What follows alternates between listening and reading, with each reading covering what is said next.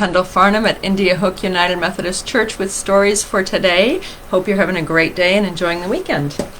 Our first book today is called How to Eat Pizza. And most people I know how to eat pizza, but let's see what they have to say about it with this story. How do you eat pizza? What? You don't know? Oh, come on, it's really easy. The first thing you need to do is choose a slice. Which do you like best? Pick that one. Who's that looking at us? I recommend the slice next to me. I have a bad feeling about this. What's a pizza? Confess I've never seen talking pizza before. I always pick the biggest. Ah! Once the slice cools down, I add a sprinkle of chili flakes. I'm ticklish. And maybe a sprig of basil. Cute! I love my new hat. Some people like to use a knife and fork, but I don't. I like to use my hands. Now, hold on a minute. You're planning to eat me? Me? This is disgusting. Ew, yuck. You know I have a crusty bottom, right? No one likes the crust. And the biggest isn't always the best. Did you even consider the other slices? Slice 1 knows karate. Slice 2 is good at computers. Slice 3 is very musical. Slice 4 is a perfect isosceles. There's a big word, isosceles. It's a kind of a triangle. Slice 5 used to be a bank robber. Slice 6 is a bookworm. And slice 7 is a pizza wizard. Ta-da! Listen, pizza, I don't want a talented slice. I want the biggest slice. Hold up. You need to be more adventurous. Look at all these scrumptious slices. Chicago deep dish. I'm a deep thinker, too. New York slice. Sup? Grandma slice. It's hip to be square. Margarita. Ciao, Bella. Marinara. Ahoy! A white slice. It's not easy being cheesy. Leftover. I've been bit. Hawaiian. Aloha. Calzone. I'm full. Wouldn't you rather eat one of them? Now hold on a minute here. You're suggesting they eat us? Us? That is disgusting. Phew. Gross. Did anyone mention our crusty bottoms? We pizzas should power to the pizza. But what could they eat instead of pizza? Come on, everyone, think. Hey guys, I found something in this book. Have they ever tried our old friends, the vegetables? And fruit, too. There's mushrooms. Don't eat me, I'm a fun guy. Wah! Or broccoli, it's like a mini tree. I can't believe you want to eat me. Save the trees and the bees. If you're looking for some zing, there's onion. We turn everyone into a crybaby. Here, have a tissue. And garlic. Pew! What stinks? Oh, it's me. I wish I could hold my nose. Tomatoes are fun. We could splat you if we wanted. Too late. Somebody splatted. And peppers are so colorful. I may look mild, but some of us pack some serious heat. Feel the burn. Pineapple is tangy. Be careful, I'm prickly on the outside. But you're so sweet on the inside. And eggplant is delicious cooked. Oh, don't eat me. Can't I just lie here instead? They all look so yummy, right? What do you say? Okay, pizzas, you've changed my mind. What? Really? We have? Woohoo! Yeah, maybe it's better to eat pizza with friends. Ah! So now all the vegetables are on the pizza. Now, how do you eat donuts? Wouldn't you prefer a bagel? The end. Well, I wonder if you like pizza. I like pizza quite a lot. It is delicious. And what I like on my pizza is usually vegetables. I like tomatoes and green pepper and onions. Garlic is also good. Pepperoni sometimes. And there are all kinds of different ways to eat pizza and all kinds of different things to have on your pizza. So however I have it, I hope you enjoy it.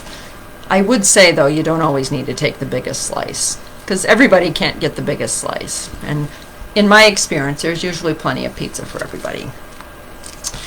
This next book is called Spaghetti and Meatballs for All, and it says it's a mathematical story, so we'll see what that means.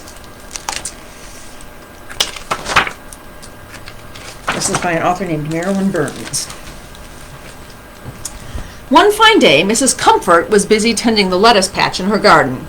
"You know, it's been a long time since we've seen the family," she said to her husband. "You're right," answered Mr. Comfort. He was stretched out on a bench doing what he liked to do best in a vegetable garden, reading a cookbook. "Maybe it's time for a family reunion," Mrs. Comfort said. "A wonderful idea," Mr. Comfort agreed. Let's see. Menus. Dinner for 2, serves 4 to 6, banquets. How many people would we be having?" he asked. I'll give you a good look at the vegetable garden here. There's a lot of lettuce here and some tomatoes here. The Comforts called their children. They called their parents. Mrs. Comfort called her brother. Mr. Comfort called the next-door neighbors, who were almost like family. Everyone could come. "That's 32 people altogether, including us," Mr. Comfort said. "What could possibly fit in our oven and still feed 32 people?" he wondered out loud. "Why not make your famous spaghetti and meatballs?" asked Mrs. Comfort. "Good thinking," said Mr. Comfort. "Now, what about renting some tables and chairs?" asked Mrs. Comfort. She got out the telephone book. 2 weeks later, the big day arrived. Mr. Comfort got up very early and spent all morning cooking. He baked 16 loaves of garlic bread and made 8 pounds of fresh pasta. He simmered 8 quarts of spaghetti sauce and rolled 96 meatballs. Mrs. Comfort picked all her ripe tomatoes, cucumbers, and lettuce for salad. While Mrs. Comfort waited for the tables and chairs she had rented, she drew a seating plan. Then she got out the dishes, the silverware, the glasses, the tablecloths, and some vases. But when the rental company arrived, they were 1 chair short. "Don't worry," said Mr. Comfort. "You'll think of something." Mrs. Comfort found a folding chair. Now the tables were ready. Each had 4 place settings, 4 chairs, and a vase with lovely cut flowers. Mr. Comfort came out of the kitchen balancing 8 plates of celery and olives, 1 for each table. Just after noon, the Comfort's daughter and her husband arrived with their 2 children. "Welcome," said Mrs. Comfort. "Come, sit," said Mr. Comfort. "Let's push 2 tables together so you can sit with us," suggested the Comfort's daughter. "But there won't be room," Mrs. Comfort said. "But there is," said Mr. Comfort. "There's plenty of room and plenty of garlic bread."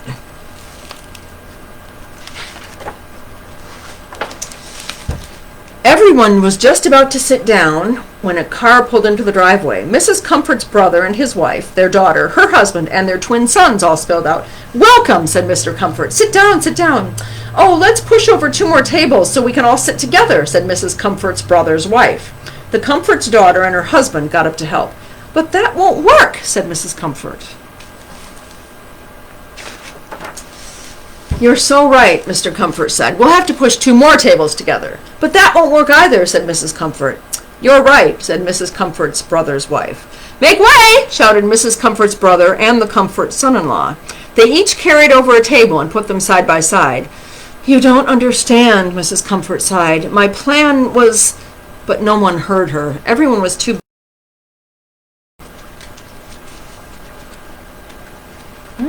I can't turn the page. There we go.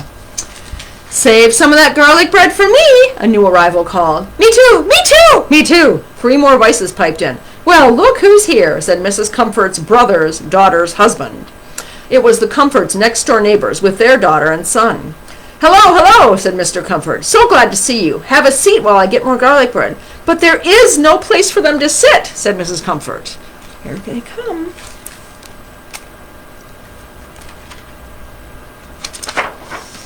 "Don't worry," said Mrs. Comfort's brother's wife. "We'll just divide these tables into 2 groups of 4. "Go ahead," Mrs. Comfort said. "But I'm telling you, when—" "You fret too much," said Mr. Comfort. "Bread, anyone?" When all the tables had been rearranged, everyone sat down. "See, Mom," the Comfort's daughter said. "It worked out just fine." Mrs. Comfort sighed.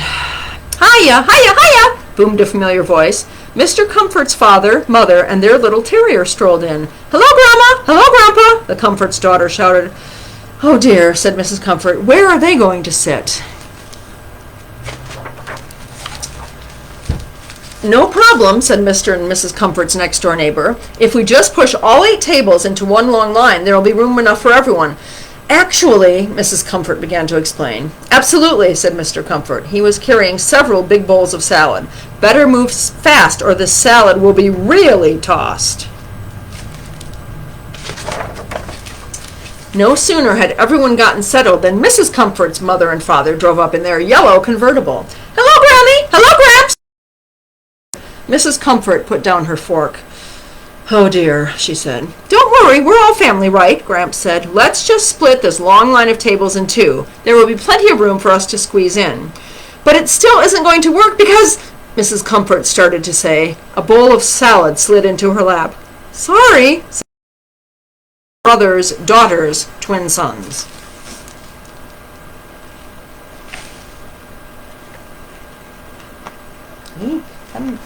My goodness. So much trouble.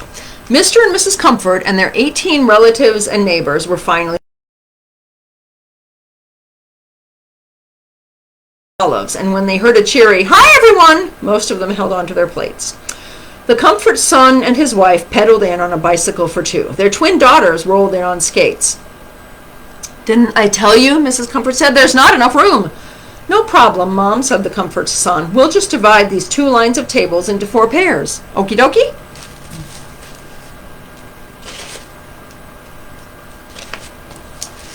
Wait! You're all forgetting something, said Mrs. Comfort.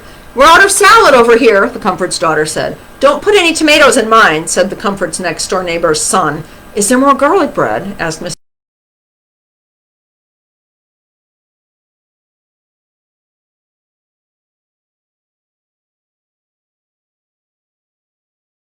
Out of my salad, the Comfort's son's daughter said to her twin sister. Don't play with your food, said the Comfort's son's wife. What did you say? Asked Mr. Comfort. I said, Mrs. Comfort said. Beep, beep!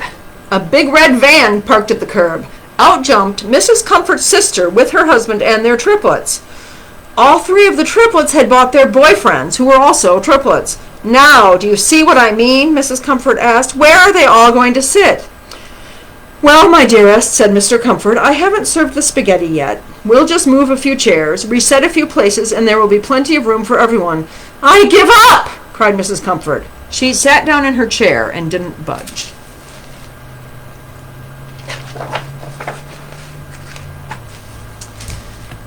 I say we divide the 4 pairs of tables into 8 single tables, Mrs. Comfort's brother said. He and his wife moved 1 pair of tables apart. The triplets and their boyfriends moved the other 3 pairs. You see, said Mr. Comfort, it all worked out. I see everything is back exactly the way I had it, said Mrs. Comfort. I knew you'd think of something, said Mr. Comfort. Now,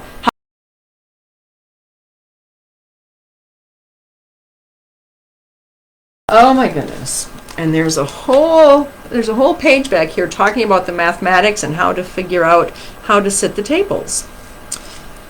Goodness. Mrs. Comfort was a little frustrated. People kept changing her plan and shifting things. She had everything organized and ready to go, and people kept changing it. That can be very aggravating when people change things. I wonder if you've ever had a big family reunion with a lot of people. So much fun, but it can be a lot of details and figuring everything out. Now, I think myself, if you're having a big family reunion, it would be much simpler to have everyone bring some of the food instead of one person or one family trying to cook everything. But people do it different ways, and I have a very small family overall. Some people have big families with lots of aunts and uncles and cousins, and some people don't. So everyone's different, and you can do your parties and your reunions however you want. This next book is called The Ugly Dumpling. And this is by an author named Stephanie Campisi with illustrations by Shahar, not sure how to say the name, Shahar Kober? Something. And this is, I think this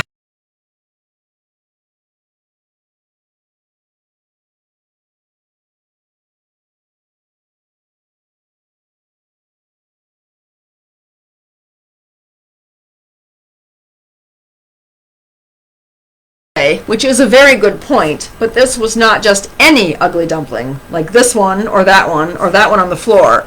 This ugly dumpling was ugly in its own ugly way. No matter what it did, wrinkling its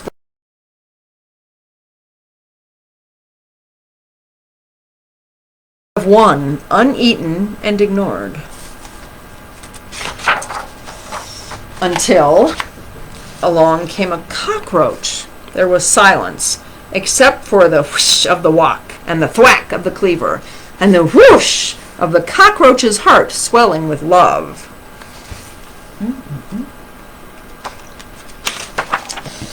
But the ugly dumpling noticed none of this. The cockroach wept for the ugly dumpling. Then it reached out an arm, or a leg.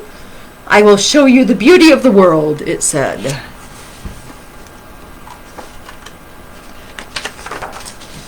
And it did. So here's the cockroach and this ugly dumpling.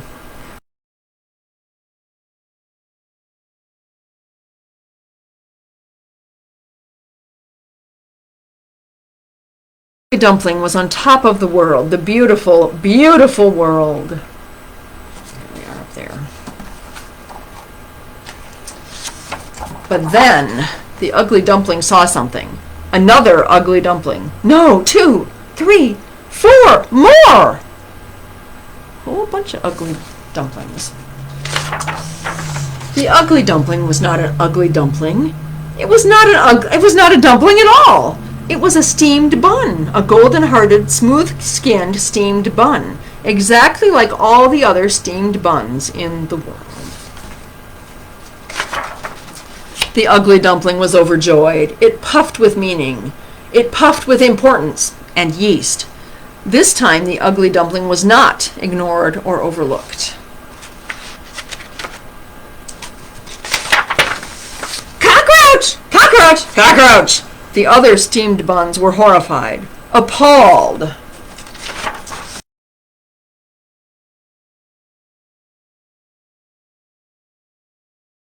And it led the cockroach out into the world, the beautiful, beautiful world.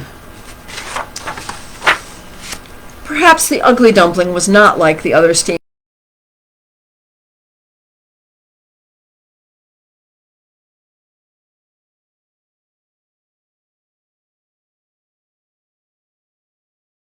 friendsofdumplings.com, so that's maybe a website.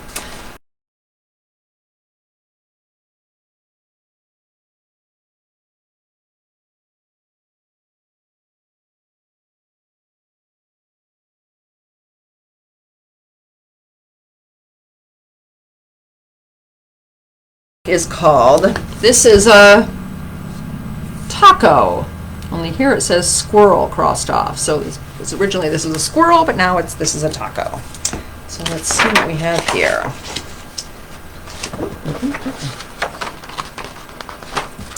This is a squirrel.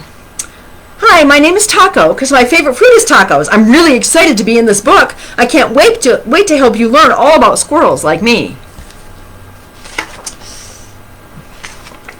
Squirrels are some of the cleanest rodents in the world. They are known for having silky, soft fur. Gotta give some credit to my prairie dog pal Garbage. He's my stylist. Hi, my name is Garbage because my favorite food is, save it for a prairie dog book. This book's about squirrels. Squirrels love to eat nuts, acorns, and even tree bark. Tree bark!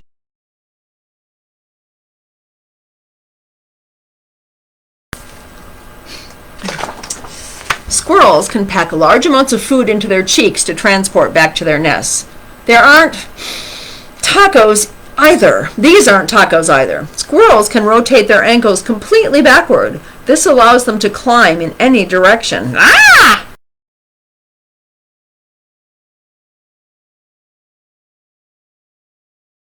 Jump from branch to branch. I'm scared of heights. I live in a bush. Some squirrels, called flying squirrels, can glide through the air for distances of over 150 feet. You've got the wrong squirrel. My cousin Barry is the flyer in the family. Ah! Then they glide gently to the ground for a graceful landing. Wham! Our friend Taco did not land so gently, did he? The hawk is the natural predator of squirrels, swooping down from the air to swipe them right off the ground. Uh-oh.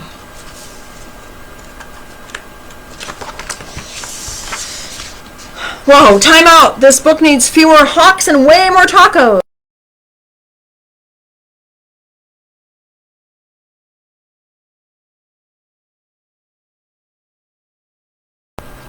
So here's Taco crossing that out. And this page is standing in front of the paragraph about the hawk. Now the hawk's right here. Let's see what happens. The hawk is a natural predator. Boom! Oh, the hawk is gone.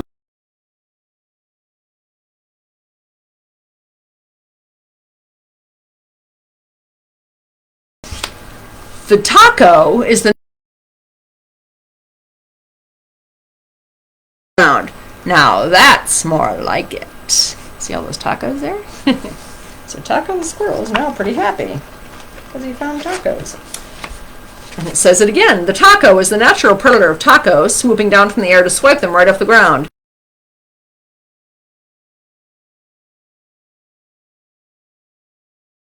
Buck. That is a big taco, though, isn't it? The taco is the natural predator of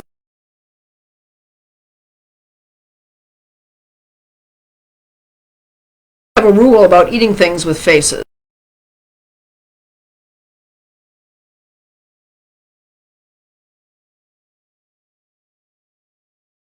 Tacos. Now that's what I'm talking about. That's a big pile of tacos.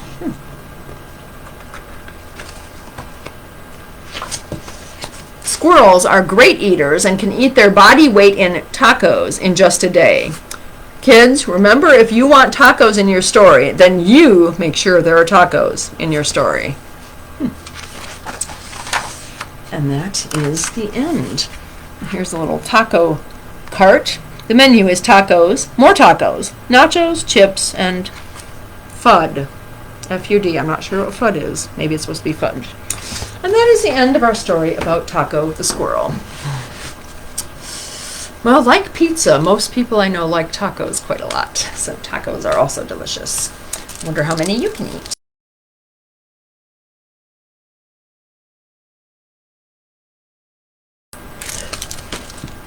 And it's by an author named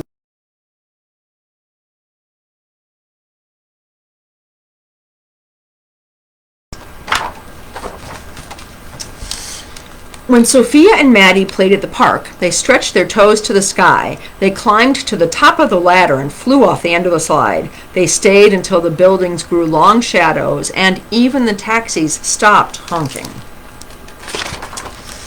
Let's play on the climbing wall, Maddie said. No way, Sophia said. I can't reach. Yes way. Maddie scooted up to the top of the wall. Your turn. Sophia put a hand on the bottom rock, grabbed with one hand and struck.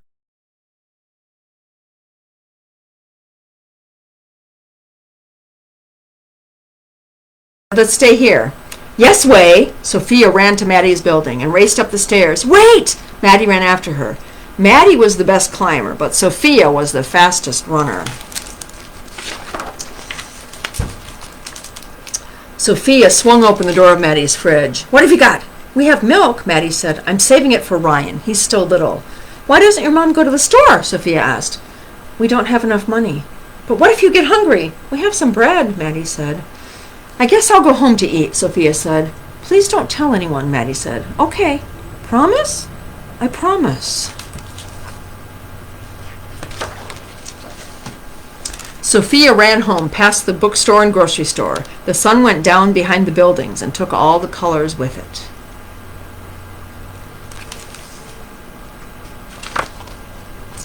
Good timing, Mom said. Dinner's almost ready. Louis was wrestling on the floor with Pepito. Sophia opened the refrigerator door. Pepito peeked inside. Sophia's fridge was full of milk and eggs and tortillas and cheese and lettuce and jam and salsa and tofu and even half a can of dog food.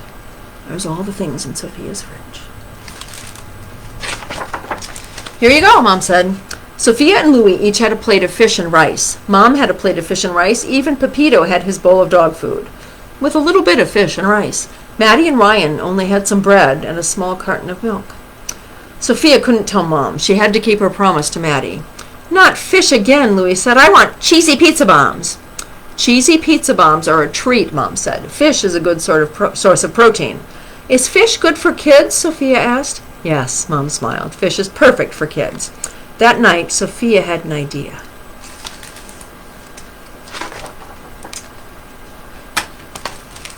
Yuck, Maddie said the next day. Oh, Sophia said, double yuck. Fish may be good for kids, but fish is not good for backpacks. After school, Sophia and Maddie raced to the climbing wall. Sophia got there first, but Maddie scrambled past her to the top of the wall. Sophia stretched and stretched. Keep trying, Maddie said. You'll get it.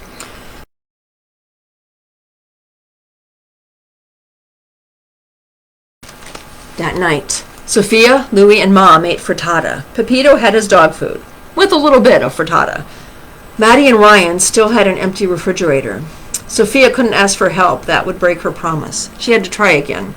Are eggs good for kids? Sophia asked. Not as good as cheesy pizza bombs, Louie said. Cheesy pizza bombs are a treat, Mom said. Eggs are good for you. After dinner, Sophia packed eggs for Maddie and Ryan. Yuck, Maddie said. Double yuck, Sophia said. Eggs may be good for kids, but eggs are not good for backpacks. Sophia and Maddie raced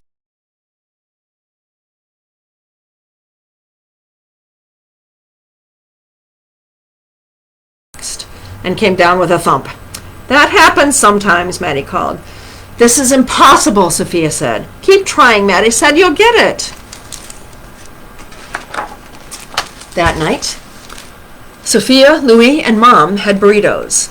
Pepito had his dog food, with a little bit of burrito and no salsa. Maddie and Ryan still had an empty fridge. Sophia wished she hadn't promised Maddie.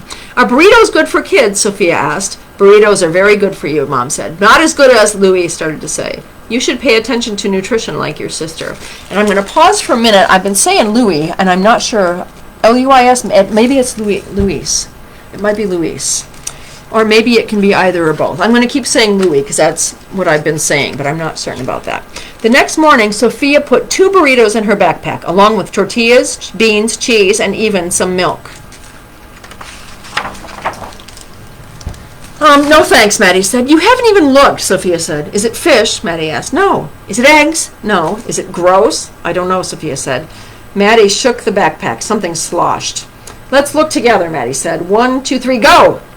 Burritos are good for kids and good for backpacks, too. Do you want some milk? Sophia asked. Thanks, Maddie said, but I'll save the milk for Ryan. Sophia and Maddie raced to the climbing wall. Sophia won as usual and tried to climb. You can do it, Maddie said. Take my hand. Woohoo! I made it to the top, Sophia shouted. We're the tallest kids in the park, Maddie said. Thanks for helping me, Maddie. I couldn't do it alone. Maddie shrugged. That's what friends are for. After they finished playing, Sophia walked home past the bookstore and the grocery store. Her own fridge was full of milk and juice and chicken and yogurt and bread and carrots and even half a can of dog food. She thought and thought and thought. Maddie's fridge only had 2 tortillas and a cup of beans and a bit of cheese and a little more milk than before. Sophia didn't want to break her promise, but she couldn't help Maddie alone. Sophia told. She hoped Maddie wouldn't be mad. I'm glad you told me, Mom said. Let's see what we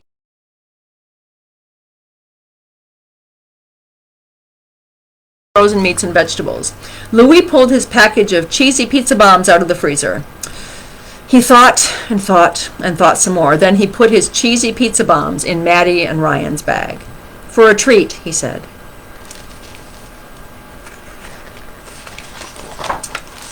At Maddie's apartment, the moms talked. Louie and Ryan played. Sophia and Maddie ran to the park. You broke your promise, Maddie said. I'm sorry, Sophia said. Are you mad? A promise is important, Maddie said. You're more important, Sophia said. I wanted you to have milk too. Maddie smiled.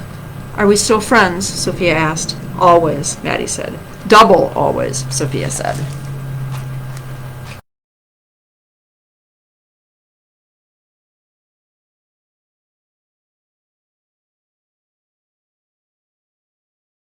A treat.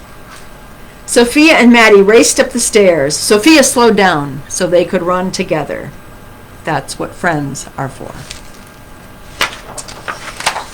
And that is the end.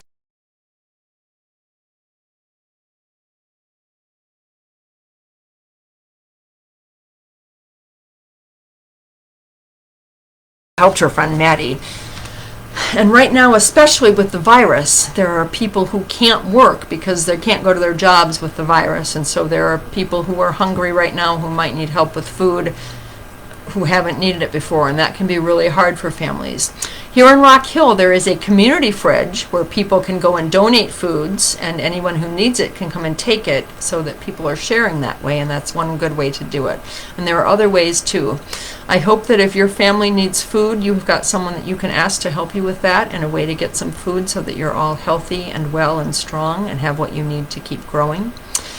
And when a friend has a secret, I hope you can keep secrets when that's the thing to do. But if a friend needs help, or there's a problem or some trouble, you sometimes need to find somebody you can share that secret with so that an adult can help with that problem. And that's a thing too. And it can be hard to know sometimes which to do. But if you have a friend who's having trouble or a problem, I would say it's more important to get them help. It would be polite to tell them that you need to break the secret so they know, and why you're breaking it. And that can be really hard, but hopefully they will still be your friend, and when you help them and serve them and love them by getting help with the problem they're having. That is all we have for today. Please be safe, enjoy the weekend, and enjoy different foods, and think about different ways to eat foods, and maybe try some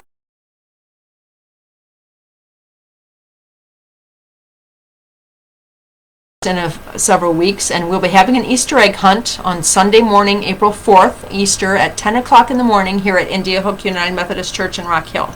And you are absolutely all invited to come and have fun there with us for 10 o'clock. You're also invited to Easter worship services. So I will hope to see you soon in person if you live nearby. Stay safe, be well, remember that you are loved. Bye.